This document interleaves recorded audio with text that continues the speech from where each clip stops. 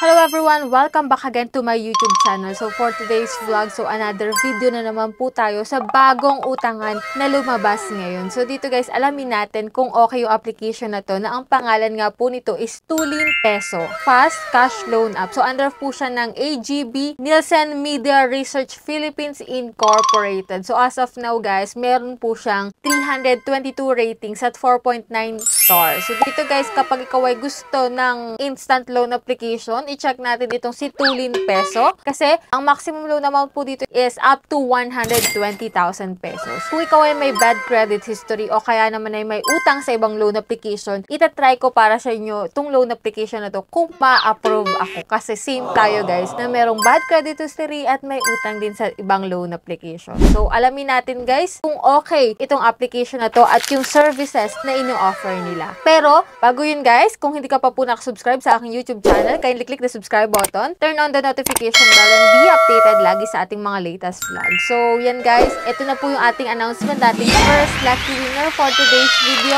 So, congratulations po sa iyo agad. So, abang-abang po kayo ng ating second lucky winner for today's vlog. Kaya, don't forget to like this video at mag-iwan po ng comment dyan sa comment section. At syempre, pakishare na rin po ng video na to para maraming makakita at marami rin pong makasali sa ating cellphone giveaway every month. Yes, every last Monday of the month po ang ating announcement dyan. Kaya stay connected, stay active. Malay nyo po, kayo na po yung susunod na lucky winners natin. And so much for that guys. Puntahan na po natin itong si Tulin Peso. Wala tayong idea guys kung matulin ba magpa-approve to, kung matulin bang ma-receive yung ating maluloan dito kay Tulin Peso. So if you are interested, keep watching.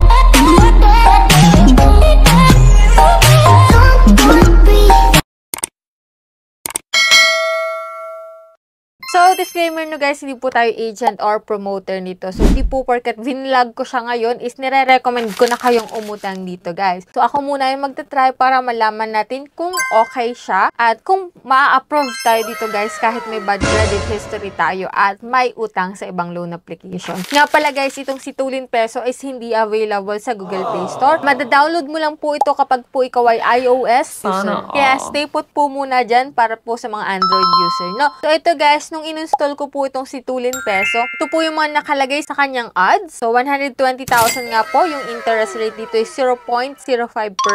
So, big loan, easy get. So, big loan nga po yung offer daw nitong si Tulin Peso. Pero check muna natin guys. Kasi pag ikaw ay first timer, hindi naman ganun kalaki kaagad yung ipapaloan sa'yo ng isang loan application. So, ito pa. Convenient and quick verification. Only 4 steps to get a loan fast. So, you can easily manage your bills daw po dito. And AI security encryption, safeguarding privacy. Ayan guys. Kung in-install ko na po itong si Tulin Peso, ito po yung mga nakalagay. Yan, 120,000 nga daw po. Fast funding, fastest in just 2 minutes. Just 2 minutes lang, fastest daw po. So, easy apply, quick approval. So, click natin yung apply para malaman na natin guys. And ito nga po yung mga verification list na need nating fill upan at makumpleto guys. Una po dyan is itong ID. Ito po yung mga available na ID dito guys. So, pili ka lang po dyan ng isa para makapag-proceed ka po sa next step. And after nun guys, mag-fill up ka po dito ng personal information mo. Go next po ang pipindutin. And after nun, work information. No need na po dito ng payslip, one valid ID lang. So, emergency contact naman po is 3 contact number po yung kanilang hihingin, which is, need mo pong alamin dito kung sino yung ilalagay mong 3 contact number para at least aware sila if ever man natawagan or i-text sila ng mga agent nitong si Tulin Peso. So, go next tayo. Kung saan mo pwedeng ma-receive yung pwede po sa e-wallet or bank, pwede po sa GCash, Paymaya, GrabPay, Coin, Shopee, and OmniPay e-wallet. Yan po yung option mo kapag e-wallet yung pipiliin mo. Ito guys, sa go next, yan, ito na po yung pinakang loan details niya. So, hindi siya nag-o-offer ng malaki po talaga. So, hindi po siya mag-o-offer ng 120,000. Para po sa first time, ito po yung in-offer niya sa akin. Pero hindi po ibig sabihin na same lang po tayo ng amount na pwedeng ma-reserve dito. So, may iba po na mas malaki pa po yung ino-offer dito. Kung 2,000 man po yung mapa-offer sa'yo, ito po yung pwede mong ma-receive kasi wala po itong interest, pero may service fee po siya na 800 pesos. So, yung service fee po, ibabawas po yan sa 2,000 pesos, kaya ang marireceive mo na lang po is 1,200. Ito po ibabayaran mo is after 7 days kasi may nakalagay naman dito guys. Repayment date is September 21, 2025. So, after after 6 days ng pag-apply mo ngayon, kasi 15 po ngayon, after 6 days, magbabayad ka po ng 2,000 pesos. Kahit 1,200 lang po yung na-receive mo.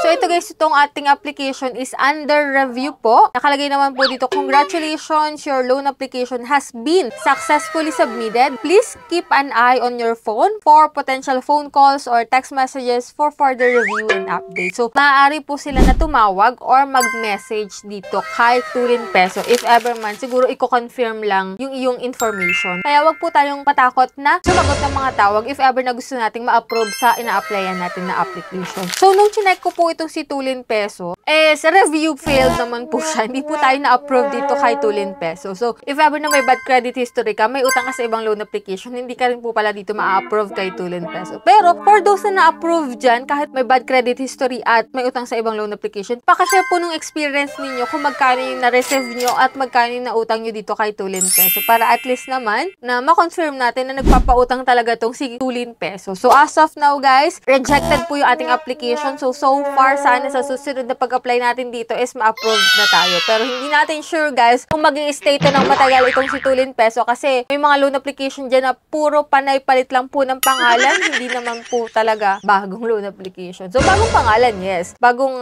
style, bagong feature ng application, yes. Pero, makikita mo dun sa loan application na may bakas pa ng kahapon, guys. Anyways, that's it for today. Yan po yung ating vlog about dito kay Tulin Peso. So, bago po tayo magtapos, i-announce ko po muna yung ating second lucky winners for today's video. So, ito na po siya. So, congratulations po sa'yo kaagad. I-PM mo na po ako sa aking Gmail account para maklaim mo po yung iyong prizes. For those na hindi pa dyan nananalo at napipili, nako, stay connected, stay active lang kasi yung iba dyan paulit-ulit ng nanalo, guys. Huwag kayong aayaw. So, yan. So, for those na hindi pa dyan nakasubscribe, click the subscribe button, turn on the notification bell and be updated sa ating mga latest vlogs. So, bye-bye na muna for now, guys. See you on my next video.